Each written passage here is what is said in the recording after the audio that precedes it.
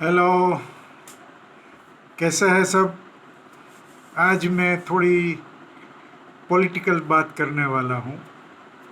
पहले कैसे political leader थे, उसके बीच की कैसे संबंध थे, पक्ष हो विपक्ष हो सत्ता पक्ष हो, तो एक दूसरे के साथ कैसे बिहेव करते थे और आज क्या स्थिति है।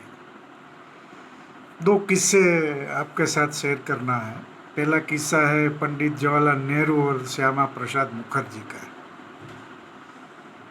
लोकसभा में तब भी उग्र चर्चाएं हुआ करती थी और एक बार पंडित जी ने श्यामा प्रसाद के लिए कुछ बहुत कठोर शब्द प्रयोग कर दिए और फिर उसको एहसास हुआ, उसकी बहुत चर्चा हुई कि नेहरू जी ऐसा कैसे बोल सकते हैं किसी के बारे में।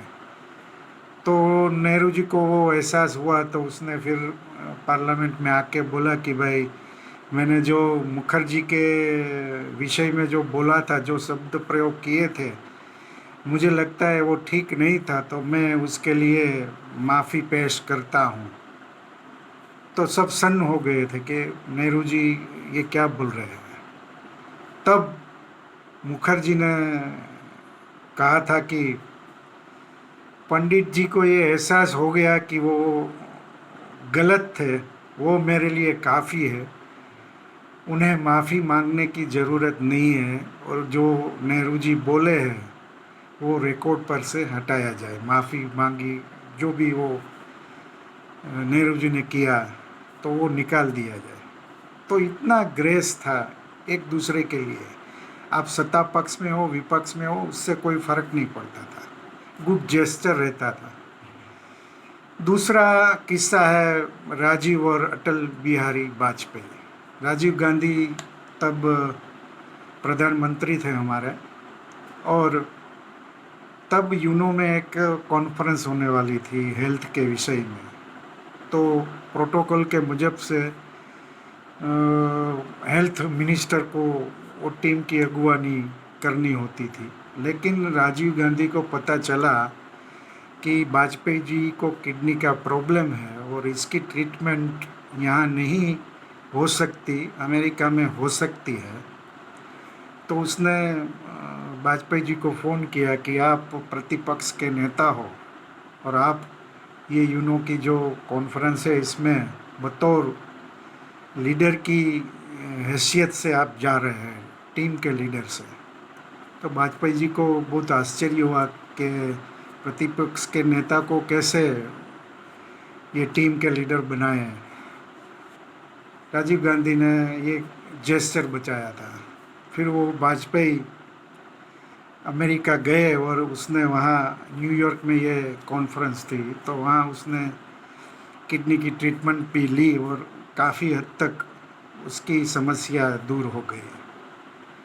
ये किस्सा बहुत जाना पहचाना है। लेकिन राजीव गांधी का इंतकाल हुआ जब, तब वाजपेयी जी ने, करण थापर हमारे जाने माने पत्रकार, और इंटरव्यू जो लेते हैं वो उसकी स्टाइल है, वो किसी की नहीं है।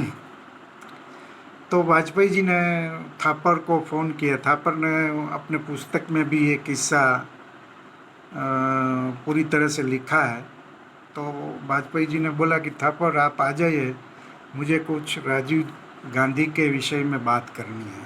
तो थापर उसके घर जाते हैं और वाजपेयी जी कहते हैं कि ये किस्सा पुराना है लेकिन मुझे कहना चाहिए और ये वक्त भी है। तो उसने पूरा ब्यौरा दिया कि क्या हुआ था और राजीव गांधी ने कैसे मुझे न्यूयॉर्क भेजा था। करण थापर भी स्तब्ध हो गए कि क्या बात कर रहे हैं वाजपेयी जी। वाजपेयी जी ने आखिर में बोला कि ये मेरे मन के ऊपर कई समय से बोझ सा था, तो मुझे कहना तो था। आज मैंने आपको इंटरव्यू में ये बात बताई, अब मेरा मन हल्का हुआ है। ये सब राजकीय नेता थे, उसकी नेतागिरी थे, उसके संबंध थे। आज के समय में आप ऐसा सोच भी नहीं सकते। आज तो एक दूसरे के प्रति जो स्टेटमेंट दिया जाता है वो भगवान माफ़ करे।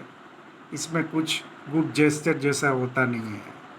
एक दूसरे के प्रति कोई सम्मान की भावना कहीं दिखती नहीं है। कई ऐसे किस्से आपको मैं कह सकता हूँ और आप जानते भी हैं।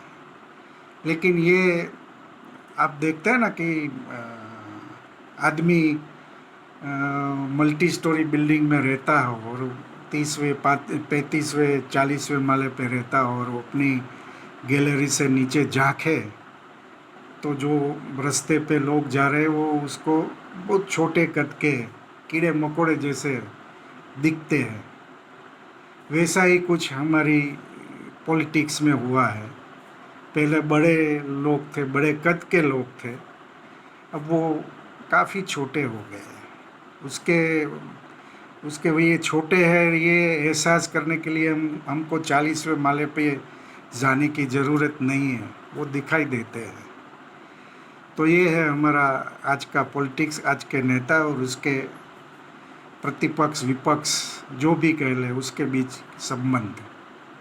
सबको साथ में लेने की कोई कोई नीति ही नहीं होती है। कोई भी पक्ष हो, ये कांग्रेस भाजपा वाली बात नहीं है, सभी एक तरह से हो गए हैं। तो ये हमारी विडंबना है आज के पॉलिटिक्स की।